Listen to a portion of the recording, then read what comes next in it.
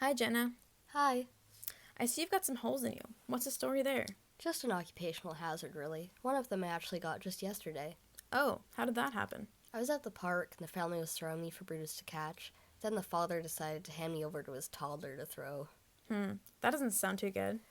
Let's just say he was overexcited and his aim wasn't the best. Yeah, I ended up stuck in a tree and one of the branches punctured me. I was a bit hurt that the child so carelessly threw me. Am I that unimportant? Does no one consider it might hurt to be thrown into a thorn-filled tree? Do trips to the park usually end with stories like this? Are you feeling hurt? Not typically. Maybe one in every 5 or 6 ends like that. It used to be more, but lately the ratio has been in my favor. I'm just glad I have this chance to breathe in the fresh air and see different places. Just being able to get out in there in nature is something I'm really thankful for. So it seems like everything's on the up and up for you. Yeah, well, the only downside I'd say is the dog breath. I mean, ever since Brutus decided he didn't like greenies anymore, it's just been horrible. Absolutely putrid in there.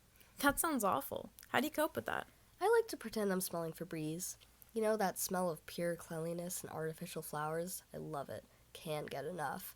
I just swap that scent in for the dog breath, and there you go. Problem solved. I guess you could think of it as an exercise in imagination. Wow, an exercise in imagination. That's almost poetic. Would you consider yourself much of a wordsmith, or is that just a bit of coincidental brilliance?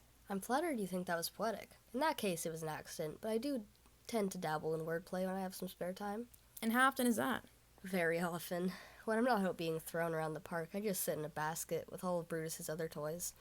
My mind wanders a lot when I'm in there. One minute I'll be thinking about grass and dirt, the next you know I'll be fretting about my greatest fears. Would you be comfortable sharing one of your greatest fears with us? Why not? Sure. I guess my main fear is being lost at the park, being thrown and never being seen again.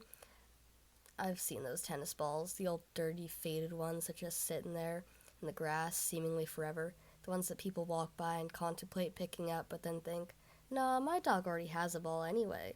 That's exactly what I don't want to be, and the thought of wasting away in some muddy field just chills me to the core.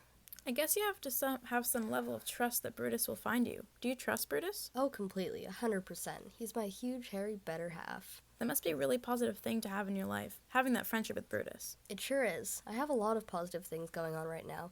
I'm just in a good place. I'm content and also excited to see what comes next. Well, I'm glad you've gotten the chance to see the world through your eyes today, to dive into your perspectives and experiences. Yeah, Thank you for being here with me today. no problem. Thank you for having me.